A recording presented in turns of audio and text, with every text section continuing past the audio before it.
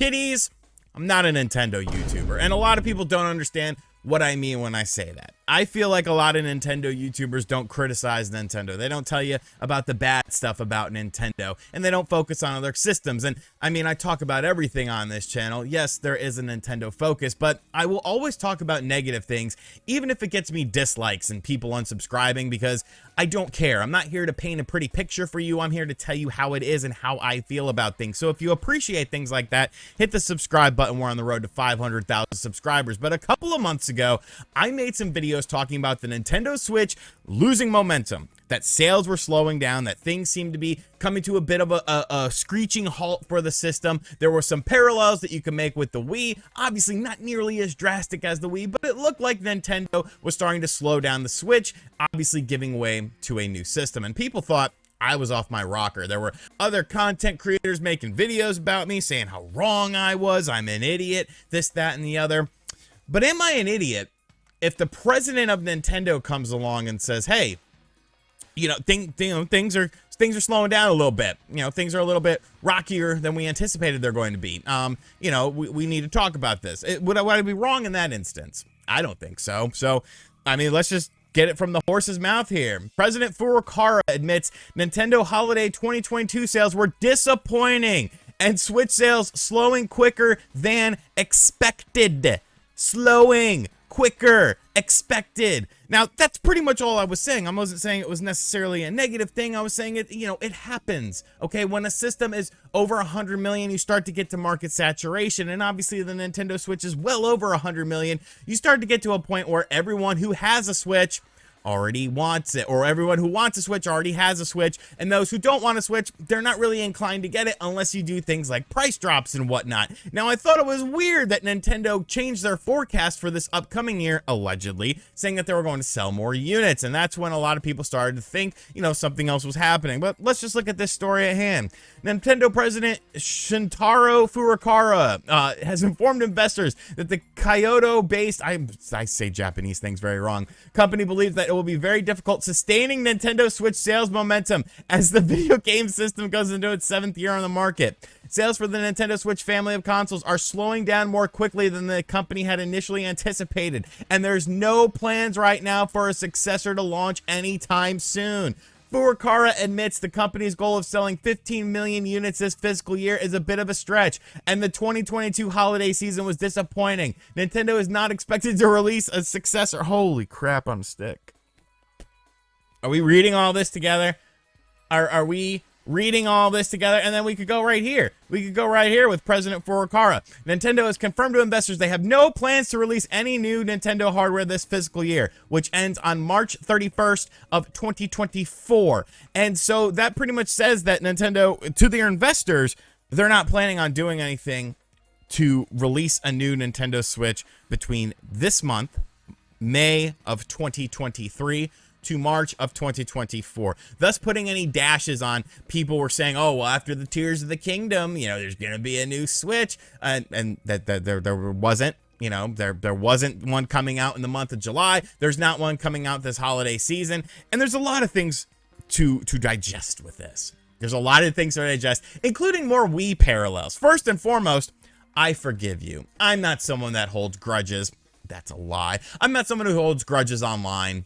That's also a lie. I am someone who holds grudges, but I'll give you a pass on this because you like to go to Hypebeast. You like to watch Hypebeast channel who tell you everything is great and the, you know, this, that, and the other, where I keep it real. All right, I give you the real information on these things. So I forgive you for saying that I was wrong. I forgive you for mocking me. I forgive you because I'm a forgiving person. However, the fact of the matter is, Nintendo Switch sales are indeed slowing down. Is that necessarily a bad thing? No, it's just something that is going to happen. The problem I have with all of this is it's kind of a perfect storm going on right now that reminds me an awfully lot of the Nintendo Wii. Not as drastic, not as crazy, but it definitely has some Wii vibes to it. So follow me on this, all right? There's no system coming out for at least a year, roughly 10 months at this point in time, okay? We don't know about the second half of the Nintendo Switch in 2023. Many analysts are saying that it's going to be a bit of a soft year for the second half of the year. Fine, what does that mean? You know, what does that mean in terms of quality games and stuff like that. Who's to really say? We are now hearing that Nintendo isn't doing any sort of June presentation, a Nintendo Direct presentation. This is just a rumor, but they're not doing any sort of presentation in the month of June for a Nintendo Direct to showcase games because they don't really have a whole hell of a lot of things to show off. Once again, that's a little bit concerning. And then, of course, we have the fact that Legend of Zelda Tears of the Kingdom is coming out in a matter of a few days. Obviously, highly anticipated game, but it seems like we're going to have to wait at least 1 year for a new successor because this is the month of May, okay? So when we look at something like this with Nintendo overestimating how many people would be buying their systems, overestimating how many systems would be out there that are being purchased, it reminds you a lot of when this game called Skyward Sword came out on the Nintendo Wii, and then that was it. That was the swan song for the system. Literally 1 year to the date of Skyward Sword's release on the Nintendo Wii, we got the Wii U. And what happened? Nintendo just disappeared. They fell off a cliff. Yes, there were still some games that came out for the Wii, but all eyes were on the Wii U. All eyes were on the successor to the system that came out 1 year after The Legend of Zelda. You know, they say history repeats itself if you don't learn from it. And I feel like this on a smaller scale, obviously a much smaller scale, is kind of reminiscent of the Wii situation. Like, how does nobody at Nintendo realize that you hit a market cap with these systems? How does nobody at Nintendo realize that, you know, things like a price drop can make things more attractive for the system so that you garnish sales? I mean, holy hell, you've been selling the system for $300. Okay, the components to make the system are no longer as expensive as they were 6+ years ago. You're entering your 7th year on the marketplace. A price cut isn't going to kill you. A price cut isn't going to hurt you all that much. It might hurt your bottom dollar revenue, but you might be able to offset that with an amount of systems that you sell. How come there are not more variants of this system? How come you didn't think to do something like the new 3DS, which was a more capable system than the regular 3DS? We can always go back to the Switch OLED situation and say how that was supposed to be the Switch Pro that was fabled about by Mochizuki and Bloomberg, and say, well, hey, you know, that was supposed to be the thing, but Nintendo moved on from it and started to focus on the next system. Did they really start to focus on the next system, though? Because it seems like there isn't a system coming out anytime soon, so there is going to be this decline in the company, and it's like, this was so easily avoidable. Anyone with a little bit of foresight, anyone with a little bit of knowledge about Nintendo, about the video game industry whatsoever, could have seen this coming. But you had all these yes men out there saying that, you know, everything was okay, everything's gonna be fine, you know, oh, we don't need a Switch 2, sales are great, this, that, and the other. And they're not. Nintendo is obviously disappointed in it because it literally says, hold on, do we remember right here? Disappointing!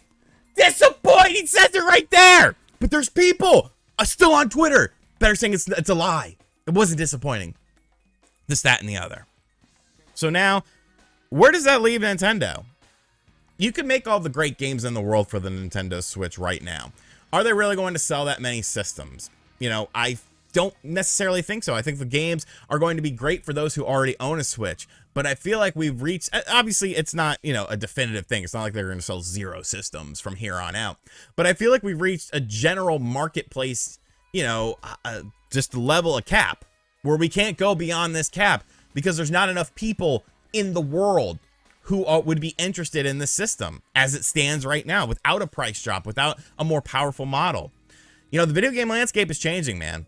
When you look at things like the ROG Ally coming out, when you look at things like the Steam Deck, you know, the handheld marketplace used to be dominated by Nintendo, but now there's other options out there. Is that really impacting Nintendo Switch sales? I don't think on a massive scale it is, but I think to some degree, you know, it has to be, because these platforms offer you something a little bit different and something a little bit more powerful in the palm of your hand.